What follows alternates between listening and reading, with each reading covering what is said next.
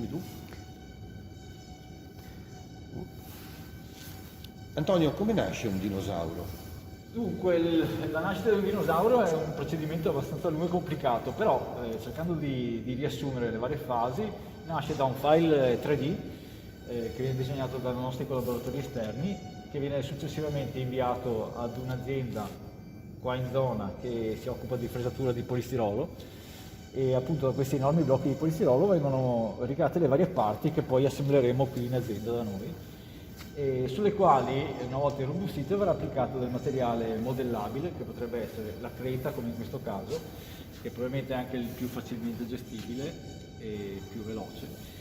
E poi su di essa verrà costruito pian piano lo stampo che ci permetterà di ricostruire poi il modello in materiale molto più solido di questo, che è la vetroresina, e quindi ci permetterà anche di poterlo poi smontare e rimontare all'interno di strutture tipo musei o comunque qualsiasi struttura che lo possa accogliere per delle mostre, insomma. Quindi la fase successiva dopo averlo realizzato in creta Sarà quella di creare lo stampo.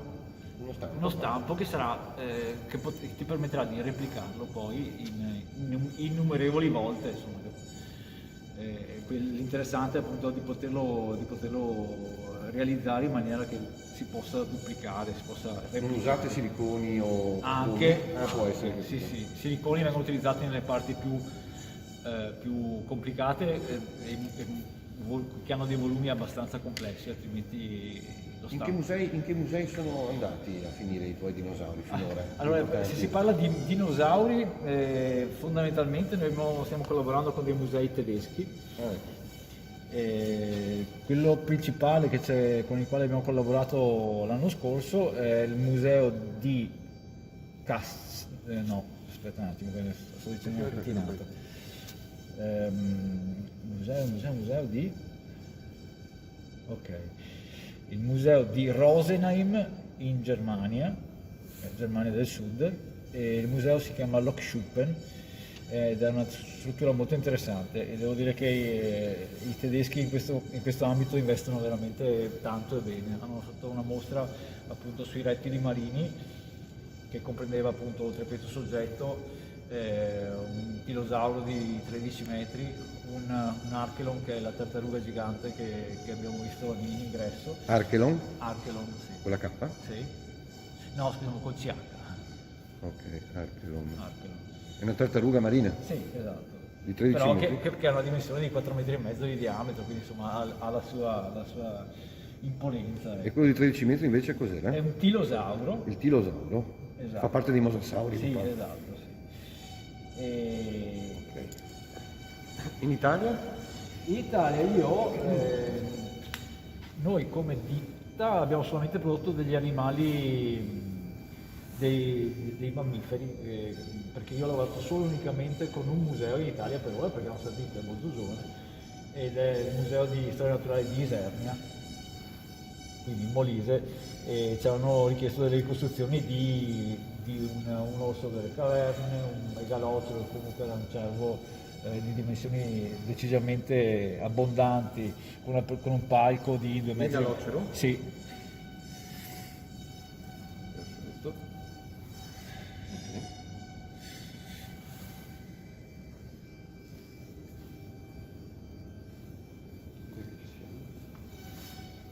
Sì, tu porta presente, io non sono per niente un abile oratore. No, no, anzi, va benissimo. Gli abili oratori stufano, deve essere naturale che è una No, cosa migliore. è che effettivamente io come si dice, mi occupo di cose scientifiche, però essendo che siamo degnamente supportati da una parte scientifica che Certo. non è presente in sede.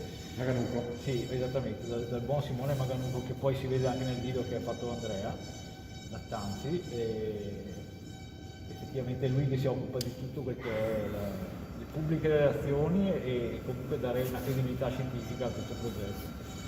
Quindi si parte tutta la partenza il file 3D, giusto? Si fa il computer. insomma. Allora, se si parla di soggetti grandi sicuramente sì.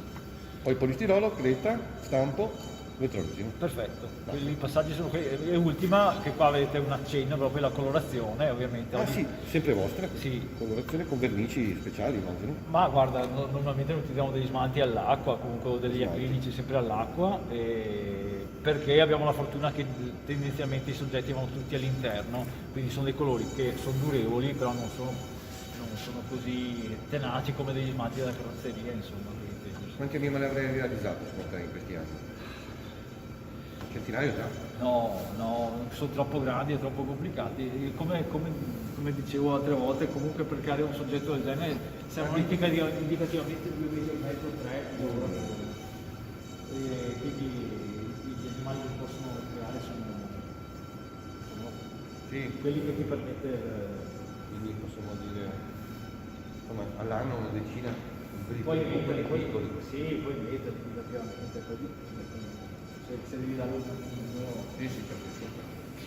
Ma tu avevi questa passione da bambino dei dinosauri, queste cose, o è nata? No, guarda, lo chiedono tutti, no, ovviamente io vengo da studiare